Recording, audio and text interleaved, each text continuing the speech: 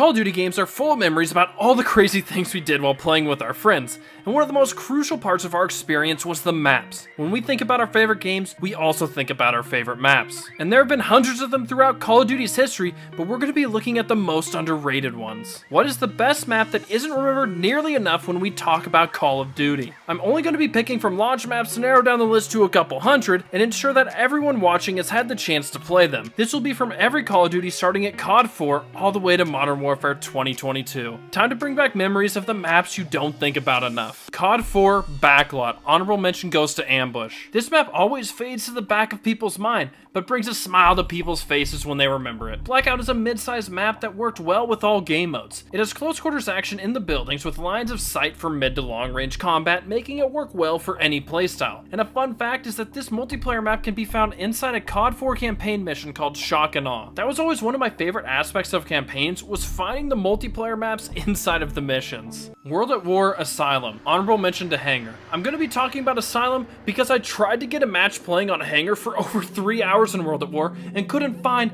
a single match for an hour, and then even when I found a match, Hangar would not come up game after game after game, and I eventually gave up. So I'm sorry that I had to pick the runner-up in Asylum, but what makes Asylum so cool is that it actually also is a zombies map, Verrucht. But it plays very well in multiplayer and reminds me of a map that just got remastered in Modern Warfare 2022, Showdown from COD 4. They both have low ground in the middle of the map, surrounded by a building where most of the fighting takes place, focusing on close to mid-range fights, perfect for SMGs and assault rifles. They even added eerie effects to the map that play into it being a zombies map, which is a completely World at War thing to do. If you stand by the windows, you can hear the sound of them being boarded up. Or if you go into the bathroom, you can hear men whispering, water dripping, a knife carving into cement, or a piano playing. These added effects give the map something extra to make it more memorable. Modern Warfare 2 Estate. I feel like with time, I hear more and more people say this map wasn't good, but it was an absolute blast to play. The map is named Estate because the house in the center of the map is where all the action led to, for tons of close quarter fights,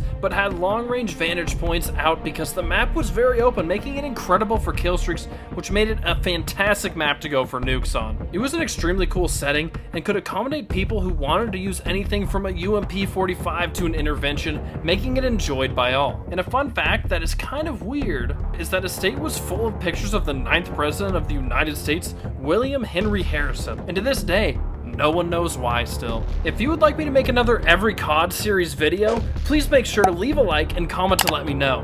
And make sure to subscribe for more Call of Duty rankings as well as entertaining and useful Warzone 2 content. Black Ops 1 Grid. I could have so many honorable mentions in this game because almost all the maps are great, but I wanted to pick one outside the consensus top 5 of Firing Range, Nuketown, Summit, Jungle, and WMD, and Grid is one of those maps that no one remembers by name, but when you show them a picture of it, they always go, I love that map. Grid always felt like Nuketown if they made it a mid-sized map. You have two-story buildings facing each other with a big vehicle on the ground between them and a lane on each side of the buildings. The area outside these buildings were just a bit bigger, with one side being hangars and generators and the other side being an open field, which is where you wanted them to be spawning if you had a chopper gunner. Grid was a map I always had a blast on. I would only use ballistic knives and tomahawks when I played on it, and the gameplay in the background is me getting a Blackbird from throwing tomahawks, and my friend edited the clip way back in 2010, and at the end of it, I get killed by someone hitting me with a tomahawk, the ultimate disrespect, and then my friend shakes the camera at my character lying motionless. That's messed up. And I made this video because of this poll I made right here. Make sure to vote on the new one that is live now to determine the next Call of Duty multiplayer video I make. Modern Warfare 3 Bakara. Honorable mention to Mission and Village. I picked Bakara over Mission because everyone knows Mission was a top 3 or 4 map in MW3, they just forget about it. But Bakara is severely slept on and might just be the most underrated map in Call of Duty history. I think there's two major factors that made people not remember how good this map is. First is that it was incredibly ugly to look at, and second, it was that it was pretty large overall, and generally people like their small to mid-sized maps. And this one is far better than the other mid-tier maps in Modern Warfare 3 like Lockdown, Bootleg, and Seatown, and should be remembered as arguably a top 5 launch map in Modern Warfare 3. My love for it may have to do with how well I always played on it. I got countless Moabs and kill streaks and incredible games on it. The map even has a crashed helicopter in the middle of it, like Crash from COD 4.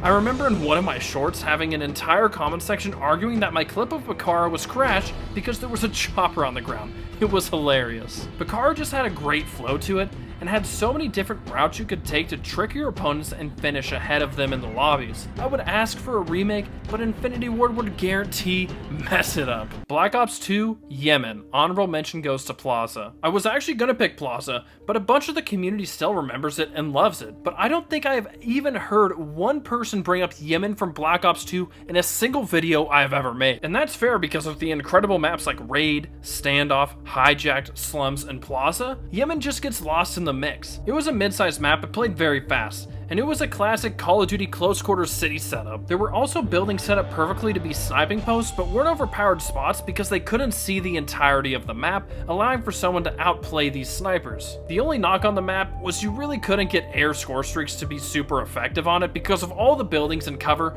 but attack dogs still worked great. Yemen was also a beautiful looking map with bright colors, and I would love for Treyarch to remaster it in their next title. Ghosts, Stonehaven. Honorable mention to Freight, the best original map in Call of Duty Ghosts. Yeah, I said Stonehaven. Before you guys riot in the comments and rip me a new one, let me explain. A good portion of the community says Stonehaven is the worst map in COD history, and it is nowhere near that bad. So by definition, it is severely underrated, even if it still isn't great. Stonehaven isn't even the worst map in Ghosts. There's Chasm, Siege, Flooded, and Stormfront. Stonehaven was actually fairly well designed, it was just way too gigantic like most of Ghosts maps for a 6v6 lobby. Put Stonehaven in Modern Warfare 2019 Ground War 12v12 mode, and I promise you, it will be far more enjoyable than Euphrates Bridge, Grozny Raid, and Anya Palace. It also looks beautiful, it just doesn't play well in 6v6. It is nowhere near being the worst map in Call of Duty history. Advanced Warfare, Solar. The legend of Dr. Disrespect, the two-time champion,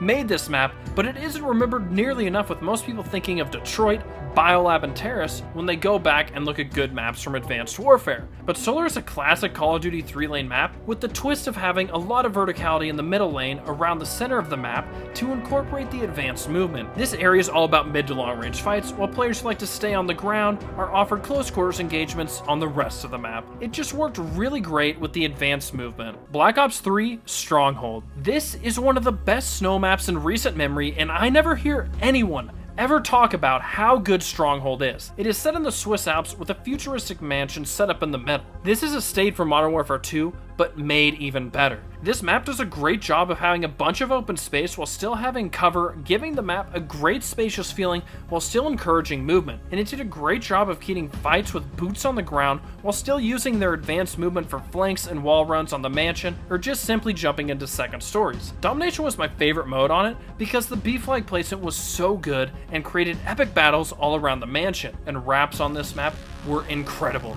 Nowhere was safe. Infinite Warfare, Precinct. This one is a medium-sized map set in Japan, and there are a lot of buildings, but it still feels very open, which helps the map support all playstyles, while it's still focusing on frontline engagements. I loved running around with the Type 2 on this map because of its versatility to switch between being an assault rifle and akimbo pistols, which suited this map perfectly. This has a great design to pair with advanced movement because it allows you to still play well with boots on the ground, but the movement can still be used to help players who want to jump around. This is back when Call of Duty cared about all types of players and not just the casuals. COD World War II, Gibraltar. I wasn't sure which map to pick for this game, but when I looked back through the launch maps, Gibraltar stood out as something I really enjoyed, but I don't think about as being one of the best ones from World War II. And in my book, that makes it underrated. This funneled all the action to the middle portion of the map, where fights were happening all game long, and it made it very difficult to control, but if one team could push past the middle, you could spawn trap either side to take over the match, making this map extremely balanced because I didn't see spawning on one side as a big time advantage,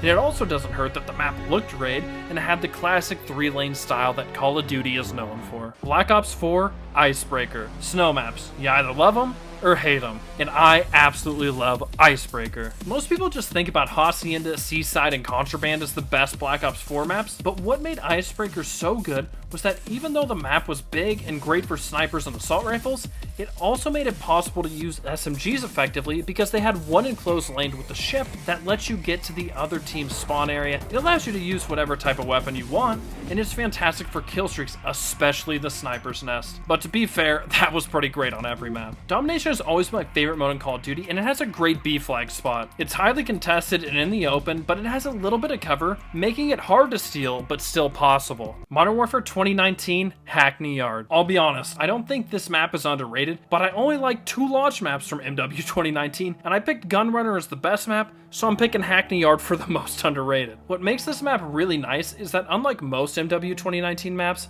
it doesn't have a bunch of safe spaces and isn't unnecessarily big, and focuses on close to mid-range fights while having good pacing, especially for Modern Warfare. The buildings all have a multitude of entry points, making them far more difficult to camp effectively in, which is a shock with the Infinity Ward developers' mindset of protecting bad players. One of the few maps that played well in all modes and not just search and destroy. Cold War, Satellite, honorable mention goes to Cartel, that most people wrote off at launch because of the pushes everyone camped in. The good news is that Treyarch does a great job of listening to the community generally and fixes the issues we complain about, and they trim those bushes in an update to make players far more visible. Now let's get into Satellite. It was set in a desert that featured sand dunes on one side, a crashed satellite in the middle, and a rocky, cave-ish-like area on the other side. The snipers overtook the dunes and could also get people around the middle of the map, but the rocky side and part of the middle could be taken over by other weapon types. And the map is very wide open, which made score streaks incredible, if they weren't shot down immediately. This is a map that gives you huge rewards for going on streaks, and in my books, that's a huge plus. Vanguard, Gavutu, honorable mention to Decoy. Fun fact, Gavutu was the very first map I played on Vanguard, and it's not the best map in the game, but it's still fun. It has long lines of sight for long shots if you needed them for camos, or you like to snipe. It also had the ship on the opposite side that was way better for mid-range fights or flanking around to get close-range opportunities with your subs. It was also one of the few maps with some weather effects that gave it a unique feeling. It had a beach on one side and some greenery everywhere that helped give this map some color. I personally love COD maps and just games in general to have color to them, which is why I've always enjoyed Treyarch. But this is Sledgehammer, and they did a good job with Gavutu, even if no one talks about it. Modern Warfare 2022, El Asilo. Hear me out. Yes, there is way too much space on the outskirts of the map, and it would be great if they chopped the ends off of it. But El Asilo actually plays really well inside the central building. If you can get past just having to run 15 seconds to get there, you can have as enjoyable of a time that Modern Warfare 2022 allows you. This was one of my favorite maps at launch. It has fallen off a little bit for me, but I still think it's one of the better ones. It also was a godsend for long shot camo challenges, and for that, I'll always appreciate it. Do you agree with all my picks for the most underrated map, or would you change some of them? Make sure to let me know in the comments, and if you like this video, you'll also love this video from the Every Call of Duty series on screen here. Peace.